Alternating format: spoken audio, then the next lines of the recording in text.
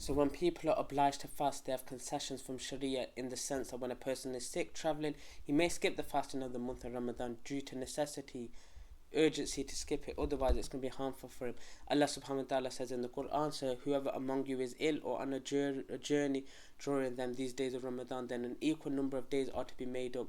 So it's a huge sin, it's a major sin to skip fasting one of the days of Ramadan unless you have a legitimate reason. Scholars have differed opinions, and the most authentic opinion is that if a person skips the fasting of the day of Ramadan without intending to fast it, see someone at night, tomorrow is Ramadan, day of Ramadan, at night time he did not eat the pre-dawn meal, he deliberately premeditating the intention not to fast, he wakes up, he doesn't fast until the day is over.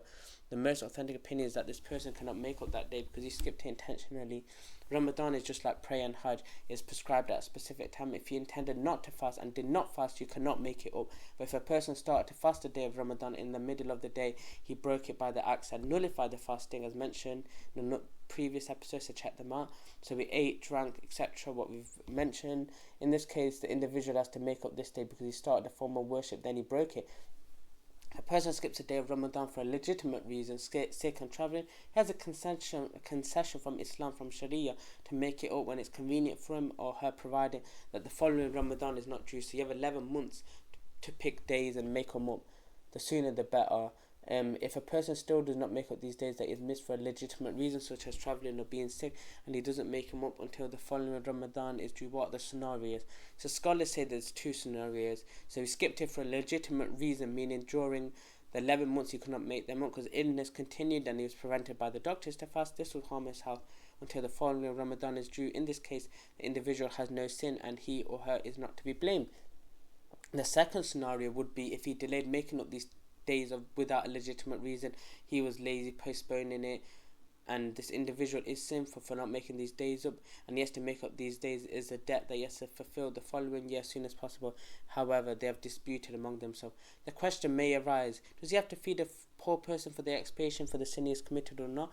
The most authentic opinion is that he does not need to feed a poor person simply because it was not mentioned in the Quran nor the Sunnah of the Prophet ﷺ. It's true that some of the companions said that he has to do that, but as we all know, this is not an authentic opinion from the Quran or from the Sunnah, and the consensus of the companions was not upon this issue. There's a difference of opinion among them, and hence we refer back to the Quran and the Sunnah, and we don't have any evidence to back that up.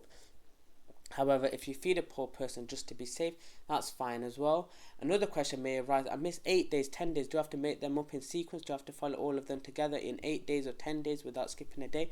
The answer is no, as mentioned in the earlier verse in the Quran, in Surah Al-Baqarah, that you can fast them up to your convenience when you do that. In the ayah, Allah does not say you have to do it simultaneously or in a sequence. So another question regarding this topic is, what about the issue of delaying it intentionally just before Ramadan enters?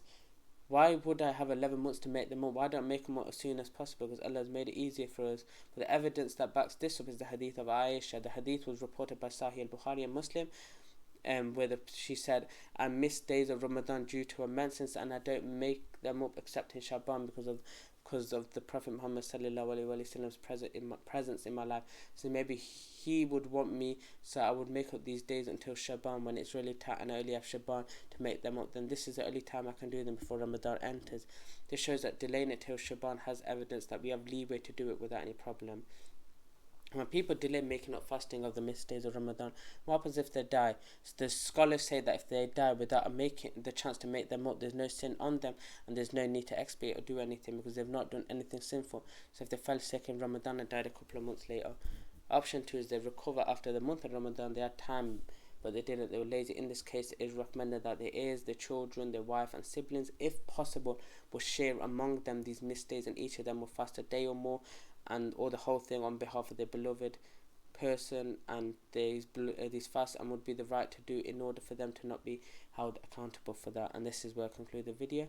I leave you here. Fi amanillah wa sallallahu wa baraka ala nabiyyina Muhammad. Astaghfirullah. Assalamu alaikum wa rahmatullahi wa barakatuh.